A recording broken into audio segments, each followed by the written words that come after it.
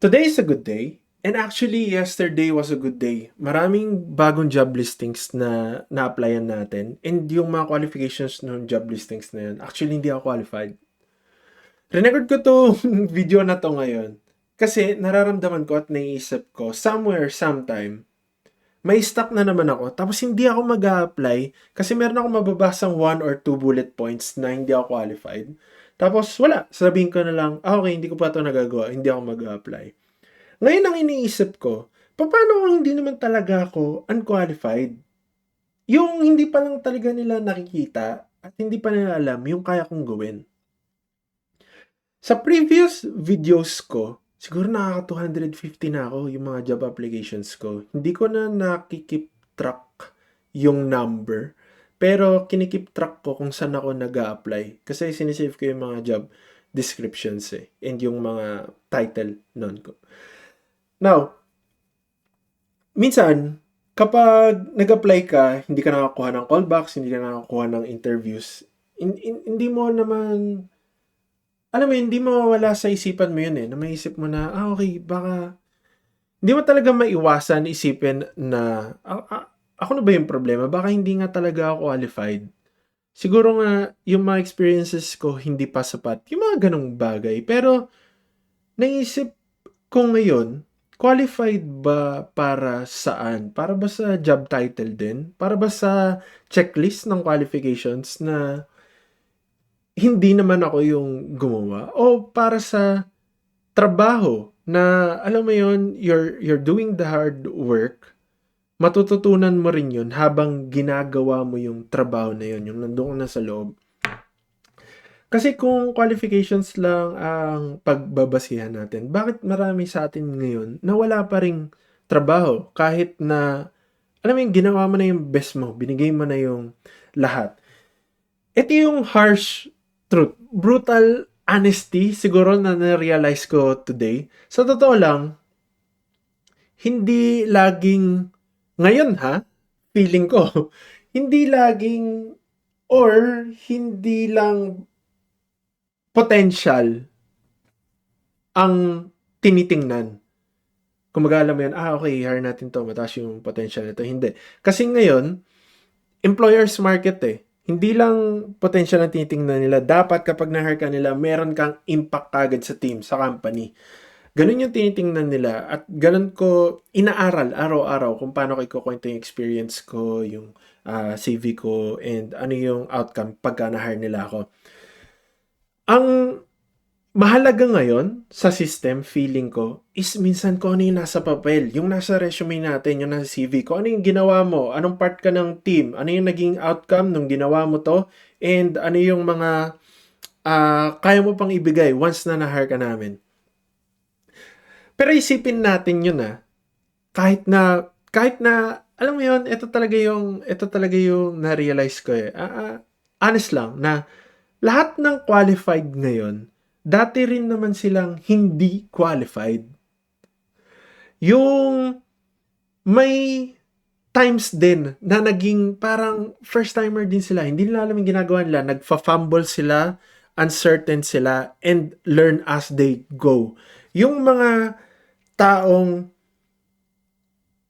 merong nag-take ng chance sa kanila, kasi alam nila na mag-grow yung tao dito pag hinire natin to, malalaman niya, makakaproduce ng magandang outcome. So, i-hire natin siya. So, walang mali sa atin.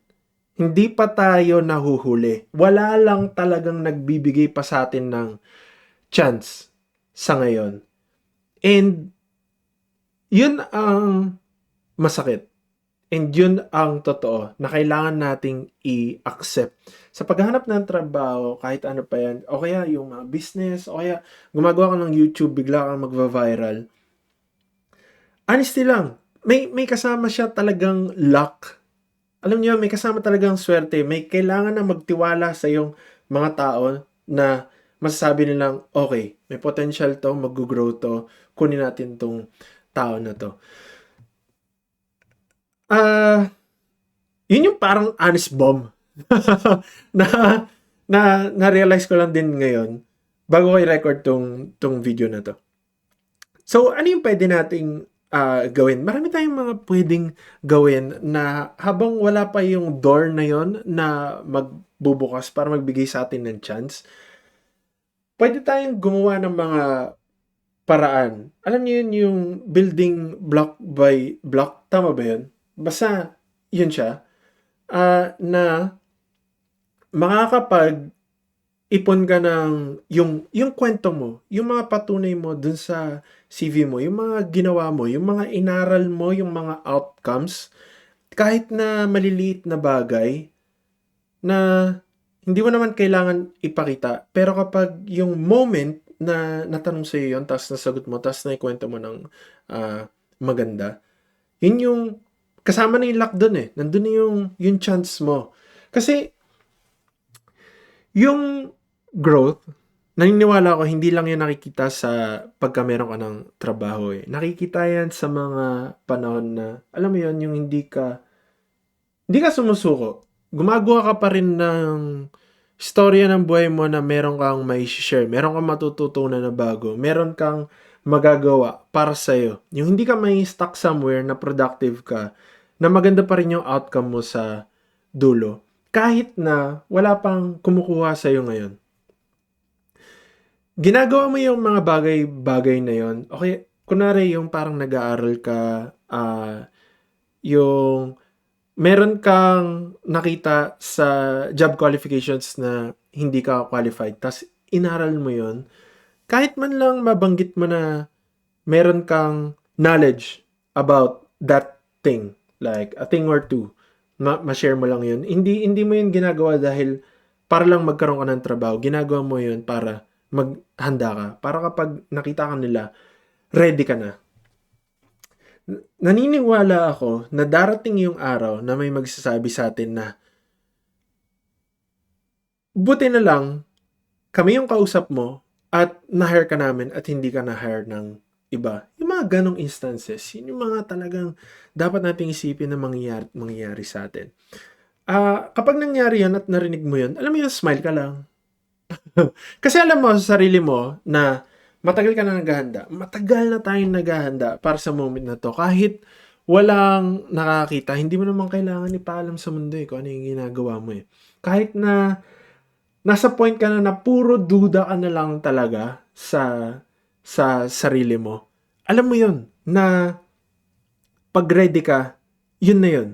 And kailangan lang natin tanggapin yung harsh truth today para matanggal ng sistema na natin yun and to move forward.